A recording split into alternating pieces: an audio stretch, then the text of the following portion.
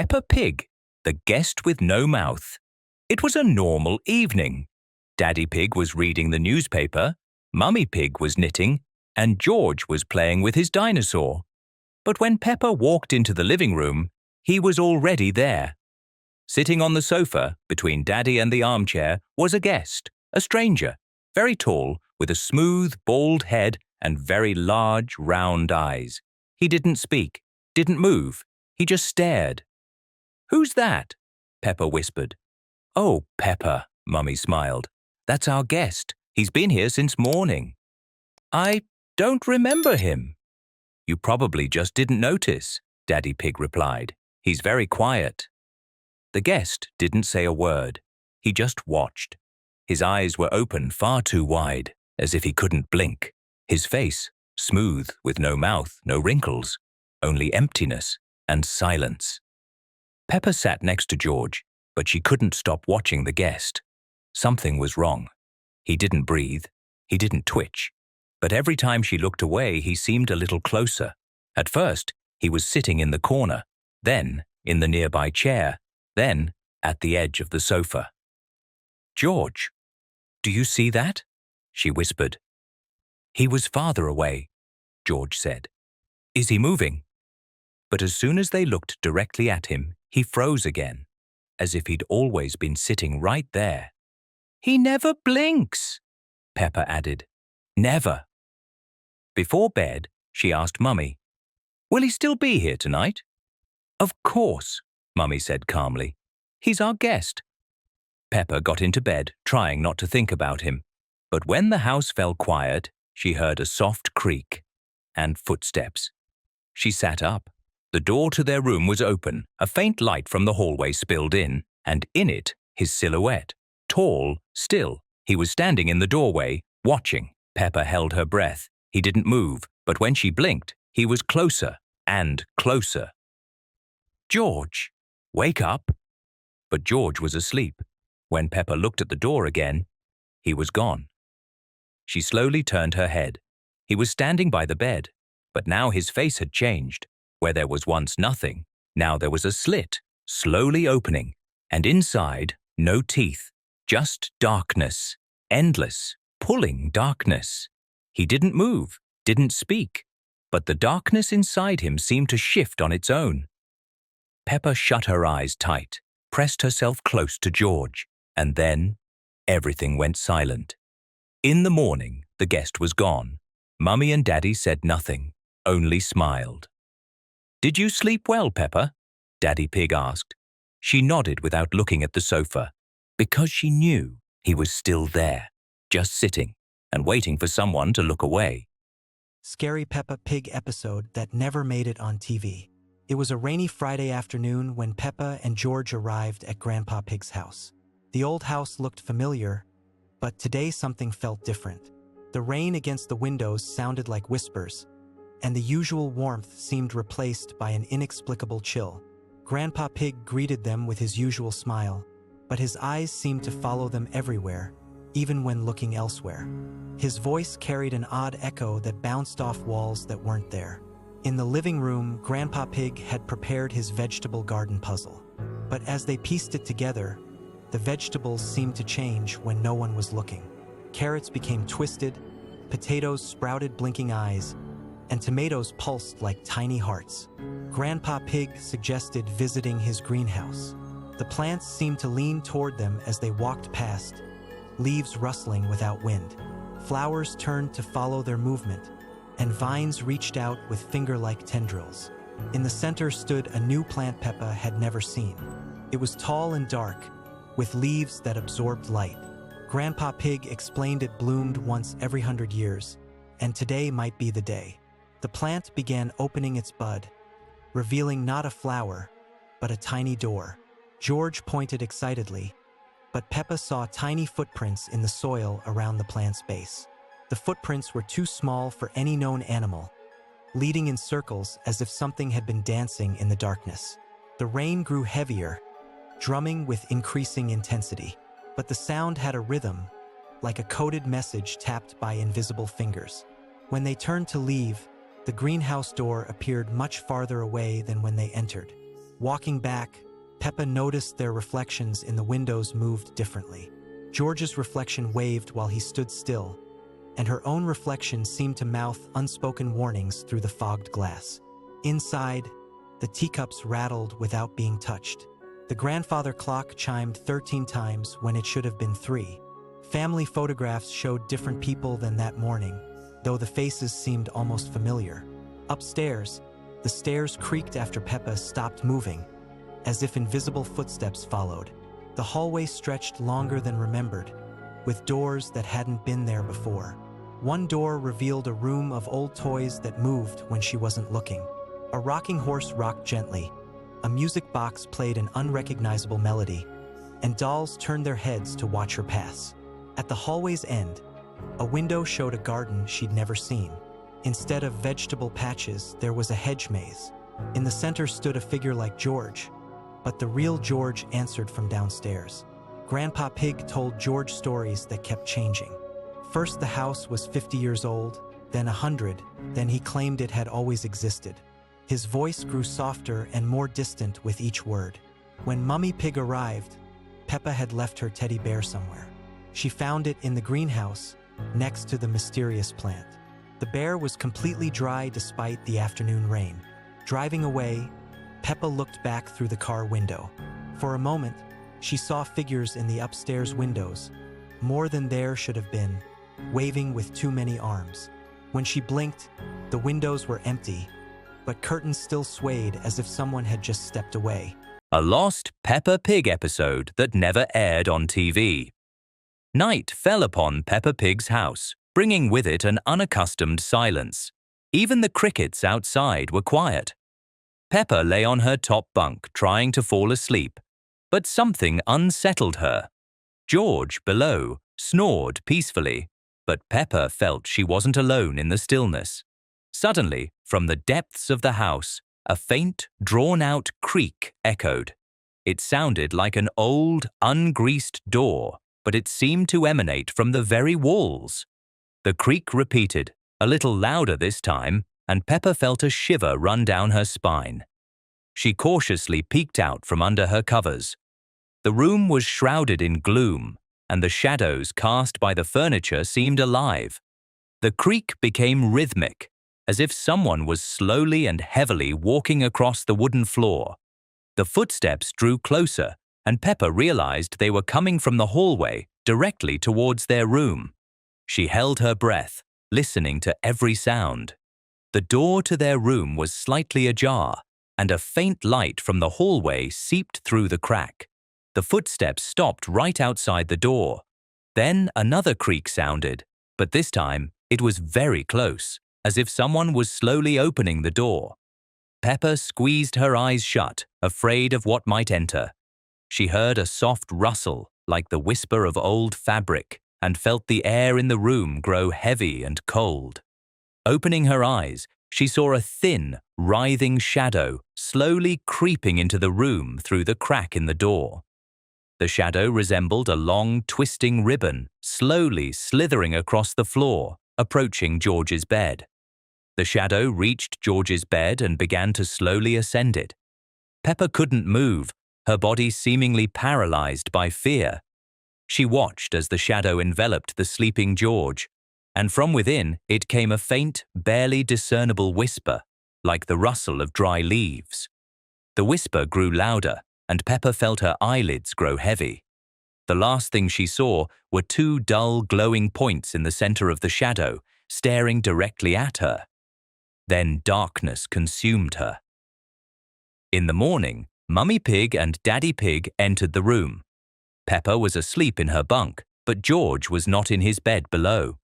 His blanket was neatly folded, and his favorite dinosaur toy lay on his pillow. The parents searched the entire house, but George was nowhere to be found.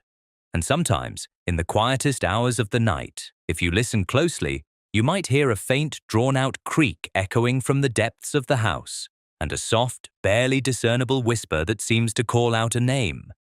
Scary Peppa Pig episode that never made it on TV. The day started like any other in the Pig family household, but something felt different from the moment Peppa woke up. The sunlight streaming through her bedroom window seemed dimmer than usual, casting long shadows that moved independently of the clouds outside. When she looked at her alarm clock, the hands were spinning backwards, yet somehow she knew exactly what time it was. George was already awake in his room, but he wasn't playing with his usual dinosaur toys. Instead, he was having a conversation with someone Peppa couldn't see. She could hear his little voice through the wall, asking questions and pausing as if listening to responses. When she pressed her ear against the wall, she could almost make out another voice answering him, but it sounded like it was coming from very far away. Downstairs, Mummy Pig was preparing breakfast, but the kitchen looked different. The familiar yellow walls seemed to shift between colors when no one was looking directly at them. The refrigerator hummed a melody that sounded almost like a lullaby, but the tune was slightly off, making it feel unsettling rather than comforting. When Mummy Pig opened the refrigerator door, cold mist poured out like fog, and for just a moment, she thought she saw tiny figures moving inside among the food. Daddy Pig was in the garden, but he wasn't doing his usual gardening. He was standing perfectly still, staring at a spot in the ground where nothing seemed to be growing. When Peppa called to him from the window, he turned around slowly, and his smile seemed wider than it should be. He waved at her with movements that were just a little too mechanical, like a wind-up toy running down. At breakfast, the family sat around the table, but their reflections in the window behind them didn't quite match their movements. When Peppa reached for her juice, her reflection reached for something else entirely. George's reflection seemed to be eating something different from what was on his plate, and their parents' reflections appeared to be having a completely different conversation than the one happening at the table. The telephone rang during breakfast, but when Daddy Pig answered it, there was no one on the other end, just silence. But if you listened very carefully, you could hear what sounded like breathing, and occasionally a whisper that might have been someone saying their names. Each time the phone rang after that, it rang exactly 13 times before stopping, even when someone tried to answer it. Peppa decided to go outside to play, but the playground looked strange. The swings were moving gently back and forth even though there was no wind, and the slide seemed longer than it used to be. When she climbed to the top, she could see much further than she ever had before, all the way to places that didn't look familiar, with houses that seemed to be built upside down and trees that grew downward into the sky. George joined her outside, but he brought his dinosaur toys, and they were behaving oddly. The plastic dinosaurs seemed to be watching everything with their painted eyes, and when George wasn't looking directly at them, they appeared to change positions slightly. The toy T-Rex's mouth seemed to open and close as if it was trying to say something important. The neighbors started coming outside too, but they all moved in perfect synchronization, like they were following the same invisible conductor. Mrs. Rabbit waved from her garden, but her wave continued for much longer than a normal wave should, and her smile never changed. Mr. Bull was mowing his lawn in perfectly straight lines, but the grass he had already cut seemed to be growing back immediately behind him. As the day progressed, the family noticed that their shadows were acting independently. Peppa's shadow would sometimes point in different directions than her finger, and George's shadow appeared to be playing with shadow toys that George wasn't actually holding. Mummy and Daddy Pig's shadows seemed to be having their own private conversation, gesturing and moving in ways that didn't match what their owners were doing. The house itself began to feel alive. Doors would creak open just a crack when no one was near them, and footsteps could be heard in empty rooms. The grandfather clock in the hallway started chiming at random intervals, sometimes playing melodies instead of simple chimes. The pictures on the walls seemed to watch the family as they moved through the house, and occasionally, someone in a photograph would appear to blink. When evening came, the family gathered to watch television, but every channel showed the same thing. Their own house, filmed from impossible angles. They could see themselves sitting in the living room, but the version on TV was slightly different. The TV family's movements were delayed by just a few seconds, and sometimes the TV family would do things that the real family hadn't done yet. As night fell, the stars outside arranged themselves into patterns that spelled out words, but the words kept changing before anyone could read them completely. The moon seemed closer than usual, and its face appeared to be watching the house with great interest. Street lights flickered in a rhythm that almost sounded like Morse code, sending messages to anyone who might be listening. The family went to bed, but sleep felt different. Their dreams seemed to blend together, and they found themselves sharing the same strange visions of floating through rooms that were bigger on the inside than the outside, and meeting versions of themselves that lived in a world where everything was just slightly wrong. In the morning, everything returned to normal, but each family member secretly wondered if the normal world was real, or if the strange day had been the real one, and this was just another dream that they were all sharing together. Peppa Pig, the wrong family. Peppa woke up one morning, just like always. The sun was shining through the curtains, birds chirped outside, and George was softly snoring next to her. Everything seemed normal. She stretched, hopped out of bed, and walked to the kitchen. Mummy Pig was frying pancakes. Daddy Pig sat at the table with a newspaper. George was already eating. Everything was just as usual. "Good morning," Peppa said cheerfully. Mummy Pig turned to her. "Good morning, Peppa," she replied, but her voice wasn't right. Too low, flat, without tone. Daddy Pig lowered his newspaper. "We're having a wonderful morning," he said. His voice was strange, too, similar but somehow delayed, dry, like a radio announcer. "George?" Peppa sat next to him. "Are you okay?" He smiled, wide, too wide, and said, "Good morning, Peppa," like a line he had memorized, like it wasn't really him. Peppa gave a nervous laugh. "You're joking, right?" But no one laughed. Mummy kept flipping pancakes, not blinking. Daddy turned another page, still not blinking. George just stared at her. "Why aren't you blinking?" Peppa whispered. "We blink when you're not looking," Mummy said, in that same unfamiliar voice. Peppa jumped up and ran out of the kitchen. Her heart was pounding. She ran to the hallway mirror and froze. Behind her, in the reflection, stood Mummy, Daddy, and George. But their faces were off, slightly warped as if drawn too quickly. The smiles didn't fade, and their eyes were completely black. She spun around, and no one was there. When Peppa returned to the bedroom, George was sitting on the bed, softly repeating, "Good morning, Peppa. Good morning, Peppa." Again and again. "Who are you?" she whispered. "What did you do to my family?" Daddy Pig stood in the doorway. "We are your family," he said. "We always have been." Mummy Pig stepped up behind her. "Just don't ask questions." The next morning, Peppa woke up before George. She checked his face, quietly held up a mirror. In the reflection, his eyes were missing. Just black voids. Since then, she pretends everything is fine. She eats breakfast, plays, answers questions. But at night, she hears something in the kitchen speaking in her voice, repeating, "Good morning, Peppa," even if it's still the middle of the night. Scary Peppa Pig episode that never made it on TV. It was a perfectly normal Wednesday morning when Peppa arrived at playgroup. The sun was shining, and everything seemed just as it should be. Peppa skipped through the front door, excited to see her friends. Madame Gazelle greeted the children with her usual warm smile, but something felt different today. Her eyes seemed to linger on each child a moment too long, and her smile stretched wider than normal. The classroom looked the same, but the atmosphere felt heavy. As the children settled into their seats, Peppa noticed that Susie Sheep was sitting unusually still. Her best friend, who was always chattering, hadn't said a single word. When Peppa waved at her, Susie turned her head slowly, mechanically. Her expression had been replaced by something blank and empty. Pedro Pony and Rebecca Rabbit also seemed different. One by one, Peppa looked around and realized that all her friends were sitting in perfect silence, their eyes fixed straight ahead with glassy, vacant stares. Madame Gazelle began the lesson, but her voice sounded strange, deeper than usual with an odd echo.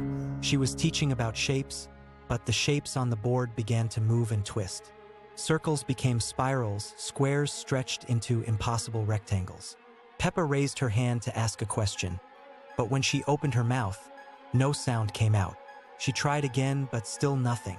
Looking around frantically, she realized that she was the only one who seemed concerned.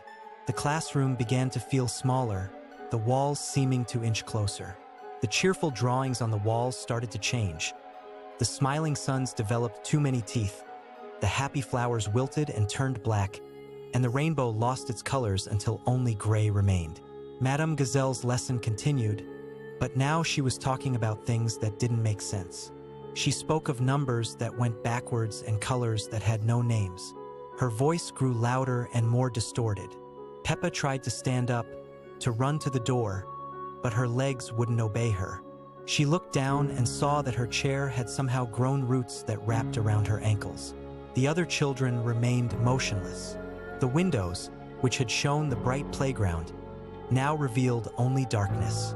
The familiar sounds of children playing had been replaced by a low humming from the walls. Madame Gazelle turned to face the class, and Peppa saw that her teacher's kind eyes had been replaced by two perfect black circles. Her smile had grown impossibly wide, revealing rows of needle-sharp teeth. The lesson board now showed only one thing, the same drawing repeated over and over. It was a picture of the classroom with all the children in their circle, but there was an empty chair where Peppa should have been. Peppa finally found her voice and screamed, but the sound that came out wasn't her own. It was the voice of that other Peppa, laughing with a sound like breaking glass.